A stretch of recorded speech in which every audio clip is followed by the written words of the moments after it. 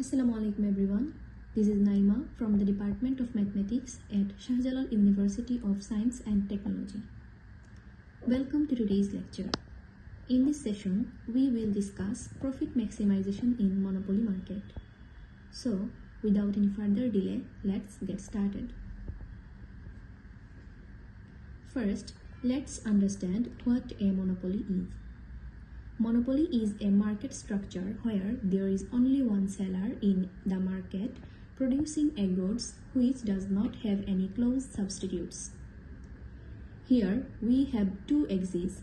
On the vertical axis we have taken price and on the horizontal axis we have taken quantity. Here we see four primary curves: the demand curve, the marginal revenue curve, the average cost curve, and the marginal cost curve. The point E is the intersection of the marginal cost curve and marginal revenue curve. This is the equilibrium point where a firm maximizes its profit. From point E, if we draw a vertical line down to the quantity axis, we get the equilibrium output Q star.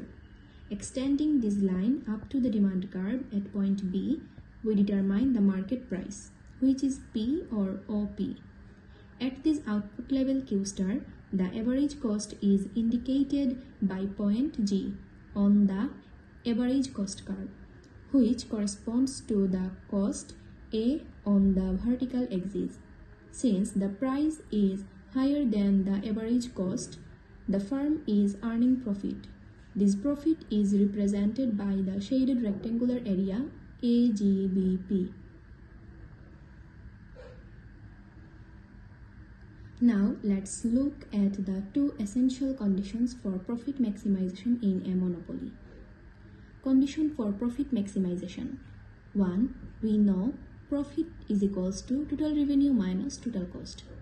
For maximum profit, first we take the derivative of profit with respect to quantity and set it to 0. This means the derivative of total revenue minus the derivative of total cost is equal to 0. So, the rate of change in total revenue must equal the rate of change in total cost. Therefore, we get marginal revenue equals marginal cost. 2. Marginal cost curve must cut marginal revenue curve from below.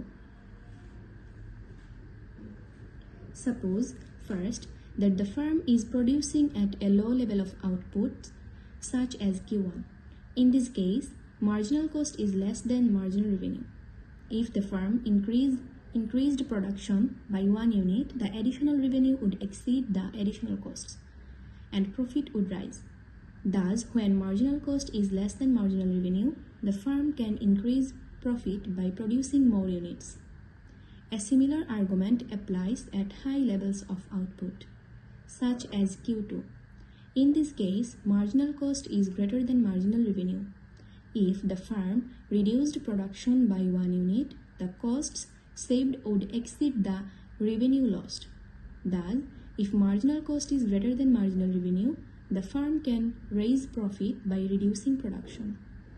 In the end, the firm adjusts its level of production until the quantity reaches Q star, at which marginal revenue equals marginal cost. That's all for today. I hope everyone understood the concept. Thanks for watching the video.